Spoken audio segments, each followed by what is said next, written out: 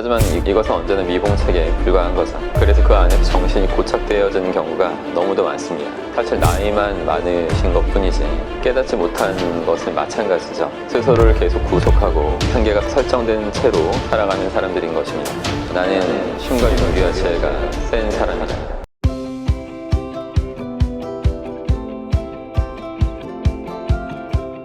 안녕하십니까, 여러분의 심리 멘토 박쌤입니다. 여러분, 성공하는데 아주 적합한 성격이 있다고 믿으세요? 한때 저는 성공하는데 적합한 성격이 있다고 믿었던 것 같고, 제 성격은 성공하는데 적합하지 않다라고 생각했던 적이 있는 것 같습니다. 근데 세상에는 아직도 성공하는 데 있어서 자신의 성격을 문제 삼는 사람들이 정말 많다는 것을 제가 느낍니다. 자신의 성격이 원래부터 성공에 적합한 성격이 아니란 거죠. 이런 잘못된 믿음을 형성한 채 살고 있는 자들은 계속해서 이 믿음을 고수한 채로 자신이 성공할 수 없는 이유들을, 그 근거를 생활 속에서 계속 찾아내면서 살아가고 있는 것입니다. 하지만 성격은 의도하건 우리가 의도하지 않건 간에 살아가면서 계속해서 변화할 수밖에 없는 것이라고 생각하셔야 됩니다. 한때 성격하고 혈액형을 연관시켜서 하는 게 유행이었었고, 그것이 좀 사라진 것 같아요, 다행스럽게. 근데 또 MBTI가 갑자기 튀어나와서 사람들이 빠져드는 모습도 제가 보는데, MBTI가 정말 대단한 점은 별거 아니지만 마케팅을 잘 해서 그것으로 엄청난 돈을 벌 수 있다는, 우리가 느껴야 되는 점이라고 생각해요. 이 세상에 진정한 진리를 아직 내면하지 못한 사람들은 MBTI 같은 과학적 근거가 부족할지라도 부족한 걸 통해서라도 자신을 이해하려고 하는 그런 시도를 하는 것 같습니다. 하지만 이것은 언제나 미봉책에 불과한 거죠. 여러분, 제가 항상 말하지만 인생은 최면이에요. 사람들은 항상 자신을 특정 유형으로 정의하고 특정한 라벨을 붙이면서 살아갈 수밖에 없습니다. 좋은 라벨이 붙으면 다행인데 안 좋은 라벨이 붙으면 심각한 상황에 놓이게 되죠.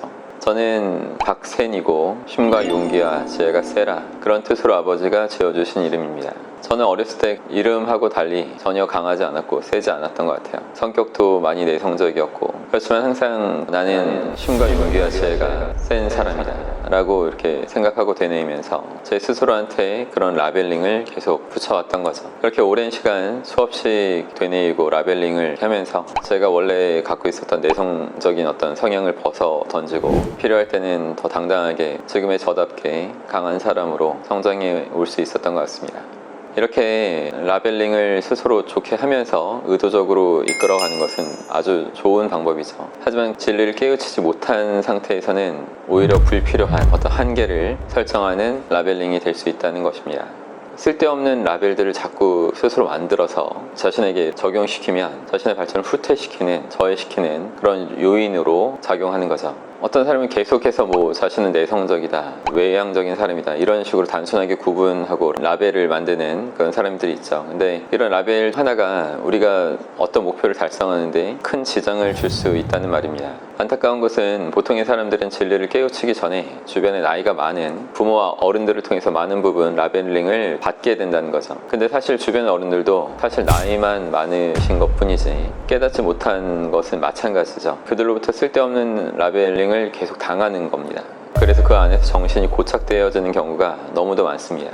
주변에 보면 꽤 많은 것을 알고 있는 것 같고 정말 열심히 노력도 하는데, 그럼에도 불구하고 아직 큰 성공을 이루지 못한 사람들이 많이 있죠. 이들이 바로 여러 가지로 불필요한 아주 지엽적이고 또 자잘한 그런 쓸데없는 라벨링으로 스스로를 계속 구속하고 한계가 설정된 채로 살아가는 사람들인 것입니다. 가장 본질에 가깝게 깨우친 자의 라벨을 그래서 우린 배워야 되고, 그 이후에는 진짜 저급한 그런 영향을 전혀 받지 않게 됩니다.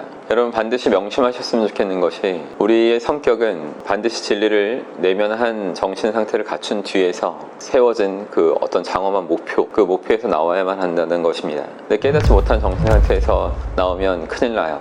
진리를 제대로 내면한 상태에서 진정으로 원하는 목표를 세우시고 그것을 달성하기 위해서 필요한 지식들을 추가로 계속 갖춰 나가십시오. 그 계획들을 또 열정적으로 실천해 나가시면 비로소 원하는 것을 얻게 되실 거고, 자신을 비롯한 주변의 사람들도 모두 인정하고 여러분을 받아들일 것입니다. 세상에서 성공하지 못하고 행복하지 않은 사람들은 언제나 자신의 성격만 탓하고 있을 뿐입니다. 그때 내가 과거에 포기하지 않고 몇 번 더 시도했다면 성공했을 텐데, 내 성격이 문제였어. 그 사람은 자신의 성격이 문제라고 생각하고 살고 있겠지만 더 중요한 것은 지식에 대한 확신과 믿음이 없었다는 것이 문제가 됩니다. 만약 지식이 제대로 갖추어진 상태로 실행한 거라면 그 지식을 올바르게 수용할 수 있는 사람을 찾아갔을 테죠. 그런 상태로 제대로 노력했을 것이고 처음에 안 될지라도 계속 시도하고 또 시도하고 했다면 그럼 반드시 성공할 수 있었을 것입니다. 이렇게 실제 우리의 삶의 성공 여부를 결정짓는 아주 중요한 요소가 사실 성격보다는 지식의 탄탄함이나 그 지식이 내면화된 정도, 그 지식을 지혜롭게 어느 정도까지 활용할 수 있었는가 하는 것이란 것입니다. 항상 여러분 지식을 믿으십시오. 지식밖에 정말 믿어야 될 대상은 없는 것 같습니다. 항상 힘내십시오. 고맙습니다.